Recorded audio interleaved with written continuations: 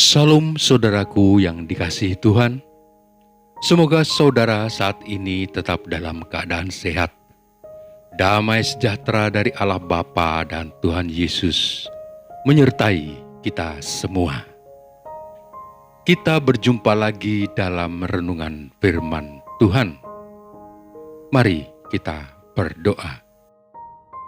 Bapa di sorga, Allah yang kami sembah di dalam Tuhan kami Yesus Kristus, kembali kami duduk diam di hadapan-Mu. Kami mau mengucap syukur atas berkat yang Tuhan berikan kepada kami. Saat ini ya Tuhan, kami mau membaca dan merenungkan firman-Mu. Pimpin kami dengan Roh Kudus-Mu. Di dalam nama Yesus kami telah berdoa. Amin. Pembacaan Alkitab pada hari ini dari Yohanes pasal 9 ayat 11. Demikian.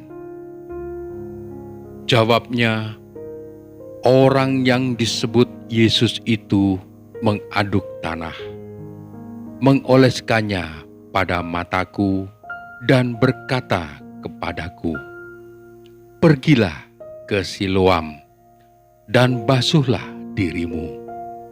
Lalu aku pergi, dan setelah aku membasuh diriku, aku dapat melihat.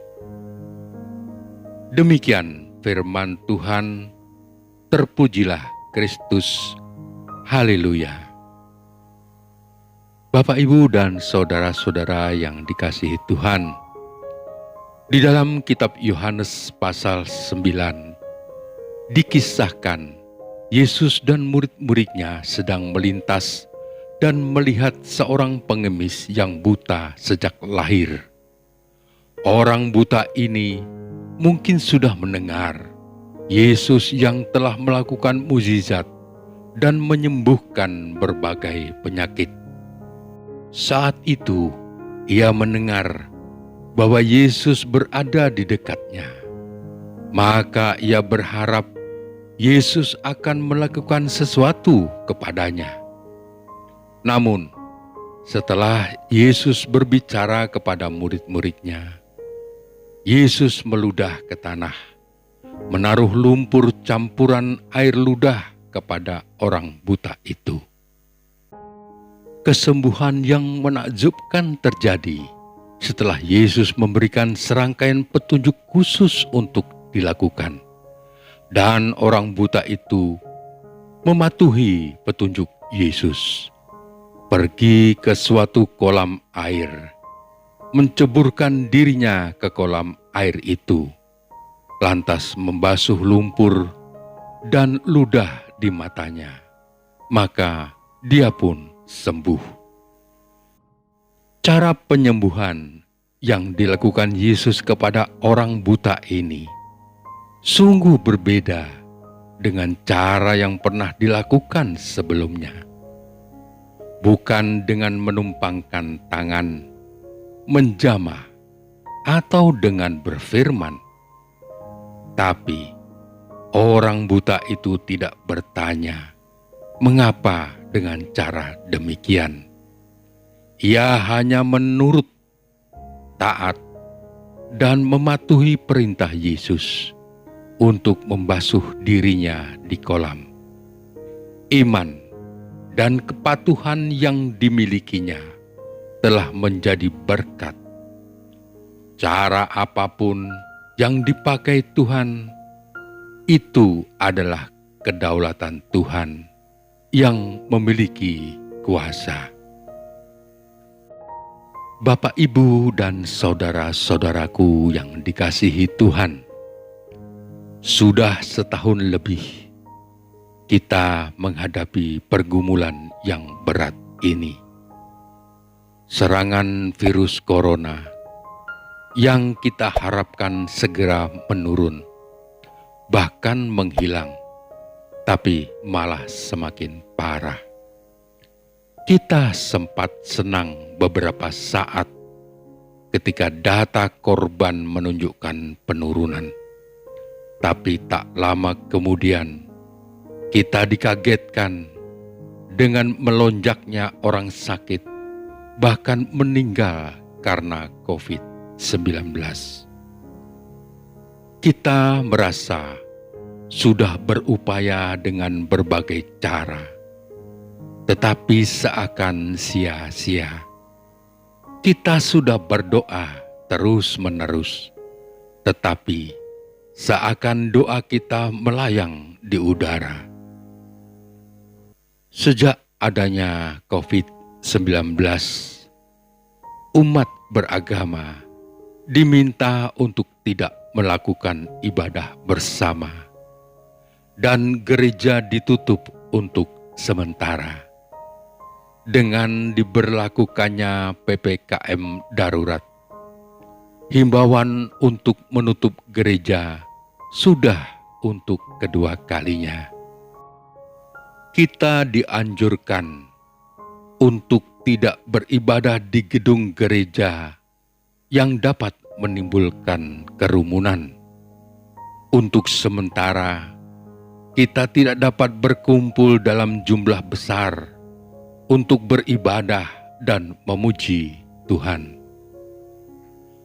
Saudaraku yang dikasihi Tuhan, belajar dari gereja mula-mula atau gereja perdana, di mana pada saat itu terbangun sebuah komitmen untuk saling berbagi dan saling menolong satu sama lain. Kita pun dapat beribadah secara pribadi dan bersama keluarga di rumah masing-masing. Di saat seperti ini, kita justru dapat mengembalikan relasi antara orang tua dan anak-anak yang terkadang renggang. Bahkan, relasi suami istri yang kadang tegang dan konflik. Melalui ibadah dengan keluarga di rumah, kita kembali merajut kebersamaan dalam menghadapi pergumulan. Ajakan untuk tetap ibadah di rumah dapat menjadi kesempatan pula untuk membangun suasana keluarga yang ceria dan penuh cinta kasih. Bapak Ibu yang dikasihi Tuhan, marilah kita mematuhi semua arahan dari pemerintah untuk menghentikan laju penyebaran COVID-19 sambil memohon pertolongan Tuhan. Tetap berdoa dan beribadah di rumah masing-masing. Ketika kita sudah patuh dan tetap setia beribadah, niscaya Tuhan akan mendengarkan doa-doa kita. Cara Tuhan pastilah cara yang terbaik. Tuhan pun mempunyai waktu dan cara sesuai dengan kehendak-Nya. Marilah kita tetap semangat dan berserah kepada-Nya. Jangan pesimis dan tetap berdoa. Tuhan Yesus memberkati kita semua. Amin. Mari kita berdoa. Bapa Surgawi, terima kasih atas firman-Mu yang telah menguatkan hati kami. Bimbing kami agar kami semua dapat melewati masa-masa gelap yang ada di hadapan kami. Ya Allah, begitu banyak saat ini orang-orang yang harus menderita sakit oleh karena virus corona. Kami berdoa untuk segala upaya pemerintah di dalam menghentikan penularan virus ini. Berkati upaya mereka. Kami juga berdoa untuk seluruh tenaga kesehatan yang dengan gigih tanpa lelah menolong mereka. Berikan mereka kesehatan yang baik Berikan kepada mereka kekuatan dan ketabahan. Kami berdoa untuk semua orang yang sedang sakit karena terpapar corona. Kasihanilah ya Allah, kami mohon, dengan kuasa-Mu yang maha besar, angkatlah sakit penyakit yang menimpa ini. Berikan kesembuhan dan iman yang kuat di dalam menghadapi pergumulan ini. Di dalam nama Yesus kami berdoa. Amin. Demikian renungan kita pada hari ini. Sampai jumpa pada renungan berikutnya. Terima kasih atas perhatian saudara semua. Tuhan Yesus memberkati.